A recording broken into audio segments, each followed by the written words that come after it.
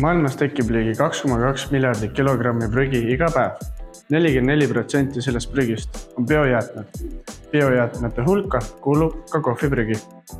Teadsid, et maailmas juuaks ära ligi 2 miljardit tassi kohvi päevas, mis tekitab 560 miljonit kilogrammi kohvipaksu. Ainuüksi Eestis tekib 26 000 kilogrammi kohvipaksu päevas. Lihtsalt lisatakse ära ja see hakkab tootma metaani. Tegelikult on kohvipaks väga väärtuslik ressurss.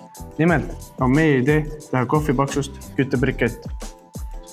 Meie kohvipaksus küttebriketti omadused on 20% suurem kütteväärtus, põleb kuni 20% kauem ja vähendab ligi 80% kasvuhoonegaase. Tänaseks päevaks oleme jõudnud punkti, kus saame katsetada eri prototüüpide efektiivsust koostöös Keskkonnauuringute Keskusega ja TalTechiga.